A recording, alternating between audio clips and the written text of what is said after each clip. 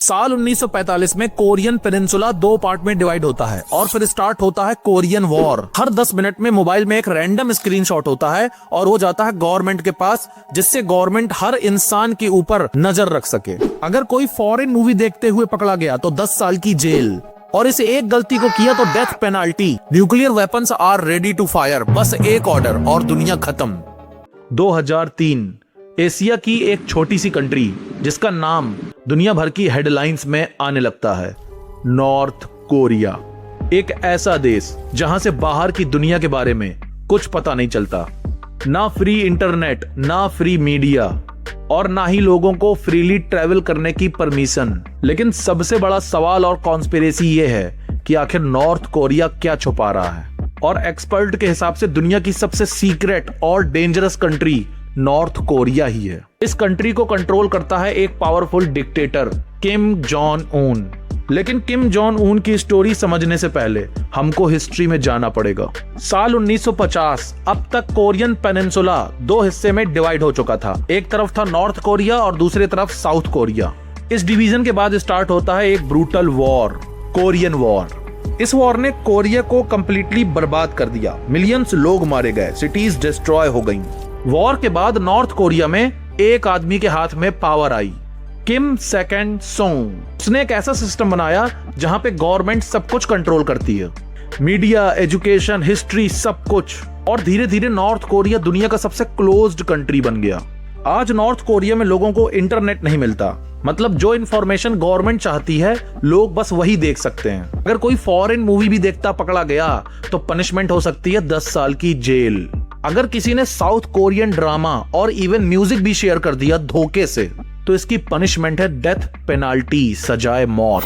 साल 2006 में north Korea ने अपना सबसे पहला न्यूक्लियर वेपन टेस्ट किया। यूनाइटेड नेशंस ने भी मल्टीपल सैंक्शन इंपोज किए, लेकिन फिर भी नॉर्थ कोरिया अपने न्यूक्लियर प्रोग्राम को स्टॉप नहीं करता है, क्योंकि उनको लगता है कि न्यूक्लियर वेपन ही उनकी एक सर्वाइवल स्ट्रेटेजी है। और आप यहाँ से ईरान को भी देख सकते हैं। अगर ईरान के पास न्यूक्लियर वेपन होता तो क्या ये वॉर होती?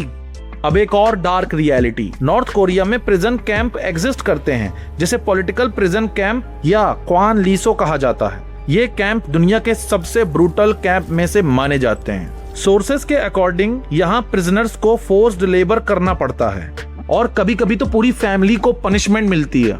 अगर एक पर्सन गवर्नमेंट के खिलाफ बोलता है तो उसकी पूरी 3 जनरेशन को पनिशमेंट और जेल होती है। इस सिस्टम को कहते हैं 3 जनरेशन पनिशमेंट। नॉर्थ कोरिया के वो लोग जो कंट्री से बाहर एस्केप करके चले जाते हैं, वो लोग ऐसी ऐसी स्टोरीज बताते हैं कि आप सुन के शॉक्ड हो जाएंगे। एक फेमस डिफेक्टर योमनी पार्क ने बताया था कि नॉर्थ कोरिया में लोगों को बचपन से ही गवर्नमेंट प्रोपेगेंडा सिखाया जाता है। उन्हें बताया जाता है कि जो उनके लीडर हैं वो ऑलमोस्ट गॉड जितने पावरफुल हैं और उनकी फैमिली को किम डायनेस्टी को वर्शिप करना चाहिए। स्कूल में बच्चे डेली उनके स्टैच्यूज को सैल्यूट मारते हैं। नॉर्थ कोरिया में एक और स्ट्रेंज रूल है, लोग अपनी मर्जी से हेयर स्टाइल तक चूज नहीं कर सकते। गवर्नमेंट ने ऑफिशियली अप्रूव्ड हेयर स्टाइल की लिस्ट दी है और जिसको फॉलो करके लोग हेयर कट कराएंगे। गवर्नमेंट ने ऑफिशियली अप्रूव्ड हेयर स्टाइल की लिस्ट दी है, अगर लोग उसको फॉलो नहीं करते तो उनको पनिशमेंट मिलेगी। लेकिन सबसे मिस्टीरियस चीजें हैं नॉर्थ कोरिया के अंडरग्राउंड टनल्स। साउथ कोरिया के बॉर्डर के पास मल्टीपल सीक्रेट टनल डिस्कवर हुए हैं। एक्सपर्ट बिलीव करते हैं कि ये टनल्स वॉर के सिचुएशन में ट्रूप्स को सीक्रेटली साउथ कोरिया भेजने के लिए बनाए गए थे। अगर कभी वॉर स्टार्ट हुआ तो ये टनल्स सरप्राइज अटैक का सीक्रेट हो सकते हैं। अब एक और शॉकिंग फैक्ट, नॉर्थ कोरिया में प्रोपेगेंडा इतना स्ट्रॉन्ग है कि बहुत से सिटीजन्स को ये पता ही नहीं होता कि इस दुनिया में और भी कंट्रीज एग्जिस्ट करती हैं। उन्हें बताया जाता है कि उनकी कंट्री इस दुनिया का सबसे पावरफुल और रिचेस्ट नेशन है और बाकी दुनिया गरीब और डेंजरस है। इसलिए लोगों को बाहर ट्रैवल करने की परमिशन ही नहीं दी जाती। इतना डरा दिया जाता है कि लोग बाहर जाने से हेट करते हैं। कभी कभी लोग एस्केप करने की कोशिश करते हैं और ये ज्यादातर चाइना बॉर्डर से होते हैं, लेकिन अगर ये पकड़े गए तो इनको डेथ पेनाल्टी दी जाती है। फिर भी सबसे बड़ा क्वेश्चन यह है कि नॉर्थ कोरिया का फ्यूचर क्या यही रहेगा या फिर सीक्रेट डिक्टेटरशिप ऐसे ही कंटिन्यू रहेगी? नॉर्थ कोरिया के डेडली सीक्रेट्स अभी भी पूरी दुनिया के लिए एक अनसॉल्व्ड मिस्ट्री बन चुके हैं। आप इसके बारे में क्या सोचते हो कमेंट बॉक्स में जरूर बताना। For more subscribe.